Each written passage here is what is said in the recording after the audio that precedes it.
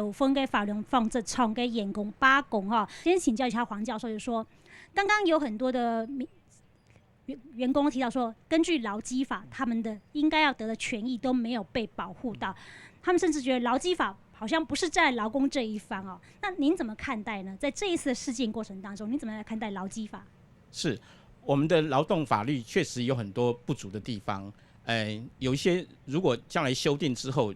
希望能够对劳工有更好的保护。譬如说，刚刚提到过，劳工的退休金的这个债权的保障层次是非常低的。如果能够修法的话，能够让劳工的退休金的赔偿是的位阶能够提到最高位的话，那么大家的退休金的，就可以得到比较好的保障。但是这个可能都是缓不济急，因为立法院的立法会不会立法，以及立法能不能通过等等，这都是很困难的事情。那么我们可以退而求其次，要求劳委会要采取一些更积极的作为来解决大家的问题。因为今天大家所处的困境，除了华农的资方的恶性的这个规避退休金的提存准备之外，劳委会的失责是很有关系的。从2004年我们通过劳退金的新制之后，那么就应该对旧制，也就是华农欠各位的这个退休金这一部分呢，劳委会就应该要求资方要做这个提存的准备。可是实际上已经8年过后了，劳委会可能从来没有向华农的资方去做这一个调查过，华农没有提拨任何的这一个退休金的提存准备，然后劳委会没有采取任何的行动，我觉得这是他最失责的部分。所以我觉得，当我们如果要不到这个像华农要不到这个退休金的时候，我们就应该要求政府要出来代位求偿，然后政府要去跟资方要这个退休金跟资遣费。好，感谢教授。那我接下来请教我们的高维凯高先生，就是说，刚刚有很多的这个劳工提到的说，相对于这个劳工和这个资方来讲，在罚则部分，他们觉得相对性来讲，好像这不是非常的平等了。他们甚至觉得说，是不是要保留一定的这个立委名额给这些劳工朋友？针对这2个部分，您怎么看？我想这个问题当然很复杂啦。第一个是现在的罚则，很多对公司来说实在是太轻了。举例来说，大量解雇劳工保护法在2005年的时候呢，有一个纺织厂也是官厂，那如果他按照法律的话，他可能要多付出工人很多工资，可是呢，他就缴罚款了事。那他的罚款大量解雇劳工保护法已经是所有的劳动法里面最贵的，罚款最高的50万。但是对于这公司要守法，举例来说，如果我们全厂300人，我要照法律提前2个月跟你协商，我等于还要付2个月薪水。这间公司不是提前2个月来做协商，他决定关，提前17个小时马上关，罚50万，省了200-300人2个月薪水，那不是很划算的事情。还有一种情况，像华农这种，你要开他罚单，他什么都没有啦，他只剩下一点点给工人，结果还没办法给工人，还要交给政府当罚单，那罚的这个钱变成不是老板心痛啊，是我工人心痛。所以平常的监督实在是非常重要的。刚刚讲到劳基法的问题第一，我们想就是这代位求偿就是如果拿不到，你要先赔给我，你帮我要，这个真的非常重要。当然非万不得已说公司应该负的责任叫全民一起来负担，这是很无奈很痛心的。最好是比照基欠工资垫偿，他好像是所有的老板一起缴保费，然后之中哪一个老板欠钱了，用所有老板缴的这个保费帮这个老板出钱。那钱要是缴不够了，就提高所有老板的保费，让你们老板自己会互相监督，谁敢乱欠钱，提高其他人的负担，那你们帮我去骂，最后也按用在老板之间提供一个恐怖平衡就对了。错，刚刚这个劳委会还叫我们各退一步，我想到就是讲到劳基法其实什么意思？劳动基准法业工，譬如说应该给你100块，不是真的要给你100，给120块没做的，给你200块也没做的。100块是最起码，对，100块只是公司实在赔到公司什么都没有的时候，最少要给100。本来劳基法是这个意思啦，所以最后还是回应刚刚大姐说的说拜托我们前面的长官帮大家争取。我跟大家讲，第一，我们前面3个不是长官啦；第二，你不要靠别人帮你争取啦，要争取你供应几个来争取啦。高先生意思是说自助人助了哈。啊，像你也是讲。有办法，你能把成立成为老通铺，把这个位阶更提高哈，让这所有问题是有办法解决的。也讲其实基本上结构性的问题、政策、法律的问题，还是来先解决。冇办法，就算有老通铺，可能也冇办法处理这样的难题。那先向特色报告哈，今年的行政院的组织的改造哈，早都有老通铺的啊。老通铺的个组织法其实也下台来，也下个 VMV 伫要度。忙出二读、忙2读、3读，但是已经有老通铺的啊，但是有老通铺运用的呢，所以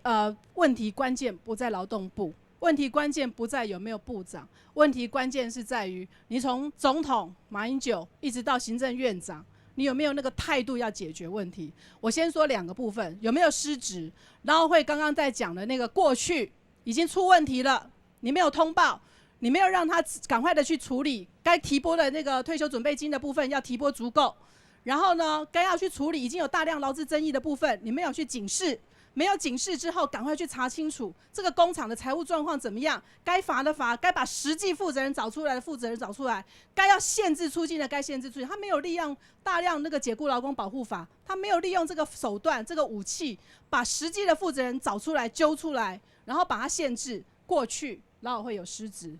地方的这个劳工主管机关也有失职，那你说现在有没有失职？现在更是有失职啊，因为他现在在处理协调的过程里面，好，你说过去我不知道，我过去不用大量劳工解雇法，可是现在法律你知道他停工了，那你能不能认为说大量劳工解雇劳工保护法只有在我台面上说我要解雇你，然后我不发资遣费，你才有这个武器对付我吗？然后我恶性倒闭，你就说不适用大量劳工解雇法？有这种回事吗？我恶性倒闭两手一摊的时候，我就不能限制出境，我不能限制那些负责人出境，不能限制实际负责人出境。汪家两兄弟拿他没辙了，怎么可以这样子呢？这个法令摆在那里，劳委会做最小、最小、最限缩的解释。劳委会不要在这个法条的解释上面限缩了他的权利。应该控他来解释，来保障你员工的权益哈。台湾应该你咪讲说，劳委会有清楚实质的地方了。最主要是讲，你要把他家退休的，可能要比之前的时间，竟然发现没钱，因为没钱，没有劳退嘅基金来看下劳退薪资的。Q 制到薪资的差异哈，他看到 Q 制呢，喺根据那种劳动基准法，薪资根据劳工退休金嘅条例。那之后呢，Q 制喺确定支付啦哈，但是佢工资嘅总额2%到15%哈，你係要調價來提拔的啦哈，那種嘅退休金轉付嘅所有權呢，喺度那種嘅調價，那到雇主那度嘅，那就調講說沒有去做勞動檢查，冇去看那種嘅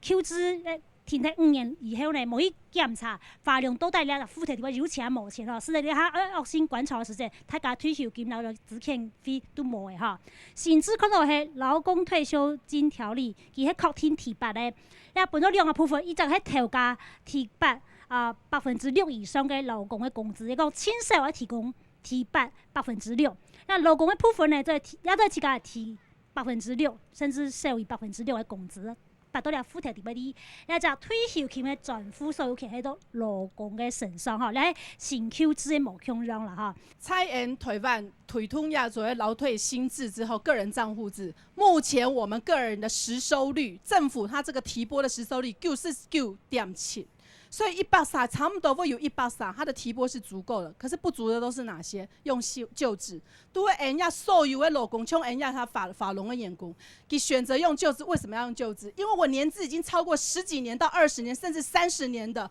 我不能用新制，我一定要用舊制嘛，我退休金才拿得到嘛。那我用舊制的時候，政府結果從2004年新法通過之後，他沒有強制提撥，那舊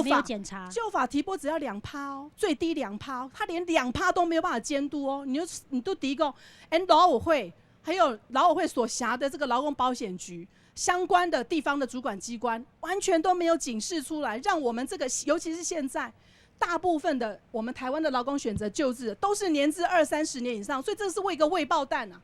真的要清養充分問題的，不是我們只有我們犧牲，還有更多的勞工要犧牲。傳產業很多都是用舊制的，那教授，傳產業。剛剛我們委員講有很多未爆彈，這個政策的這個建議部分，是不是這一次我們應該來提出來？我們希望華龍頭份廠是最後一個，但是我們也希望他能夠拿到100%的權益。2004年这个劳退金旧制改新制的时候，当时劳委会做过一个统计，当时资方欠全国劳工的这个潜在的退休金提存准备是3兆5千亿，可是这3兆5千亿里面当然包括华农员工的8亿里在内，但是当时资方做提存准备的只有3000多亿，也就是说，而华农是可能完全没有帮大家做提存，也就是说可能有3兆多的老板欠劳工3兆多的钱，然后他们一定是付不出来的，他们很有可能在未来的某一个时间，就像今天一样，把员工大量的这个解雇，以便能够规避这个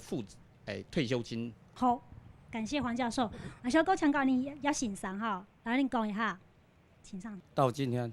我一直感觉不到我们的马总统、马政府他的公权力、他的魄力在哪里？